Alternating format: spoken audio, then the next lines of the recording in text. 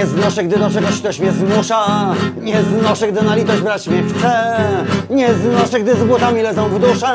Tym bardziej... Quan cau la nit a la ciutat de Poznan, no és estrany trobar-se amb músics que van als bars a amenitzar la vetllada. Aquests concerts improvisats consten de cançons típiques poloneses que, evidentment, són totalment desconegudes pel visitant català. O això sembla fins que, de sobte, una melodia ben familiar es cola entre el repertori. On natchniony i młody był, ich nie policzyłby nikt. On im dodawał pieśnią sił, śpiewał, że blisko już świt. Świec tysiące palili mu, z nad gór podnosił się dym. Śpiewał, że czas by runął gór. Oni śpiewali wraz z nim. Wyrwij zęby krat, zerwij kajdany, połam mat, a mury runą i pokrzepią stary świat.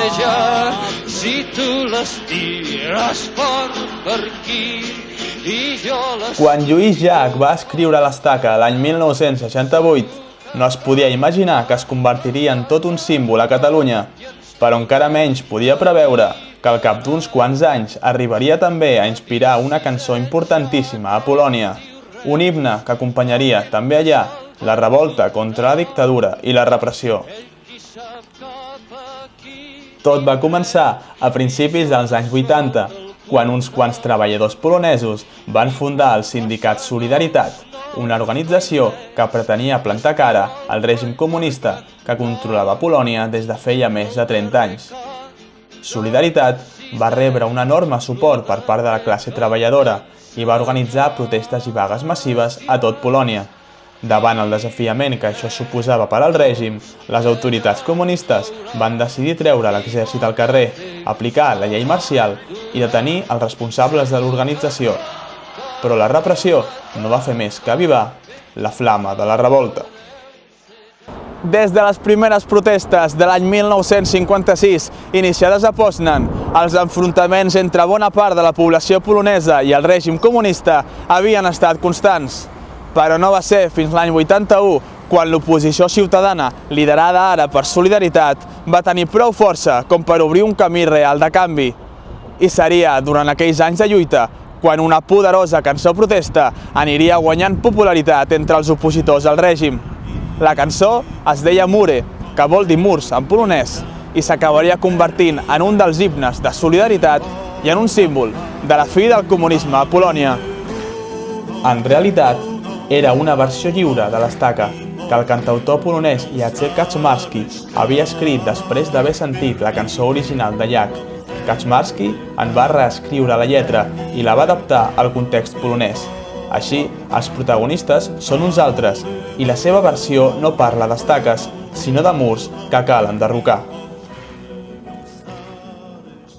Było to w 80 bodajże roku, kiedy było to świeżo przed stanem wojennym. Mieszkałem wtedy w akademiku i spotkałem się z wykonaniem tego utworu przez mojego kolegę, jakiegoś tam kolegę z pokoju, który grał.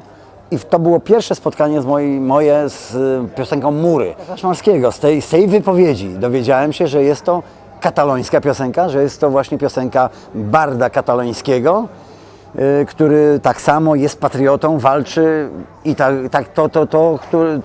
to ta rzecz, która nas łączyła wtedy, Katalończyków i Polaków. Vaja, aquí tenim un polonès que sap la veritat sobre la cançó, però això és comú entre la societat polonesa? Saben qui és Llach? La majoria de polonesos no tenen ni idea ni de qui és Lluís Llach, ni del fet que la cançó, o sigui, la melodia no és de Kaczmarski, sinó que és d'un cantautor i menys encara català. Lluís Llach lluitava des de l'esquerra militant, des d'una esquerra molt radical des del punt de vista polonès, i diguéssim, posar-ho això sobre la taula podia deslegitimar una mica simbòlicament la cançó, la versió de Kaczmarski. El 1989, el règim va caure i els membres de Solidaritat van guanyar les primeres eleccions democràtiques. Lluís Llach ha ofert diversos concerts al públic polonès. El darrer va ser l'any 2006 a Poznan, en aquest mateix espai, on va quedar clar que les cançons poden canviar de llengua, creuar fronteres i seguir mantenint el mateix esperit per canviar les coses.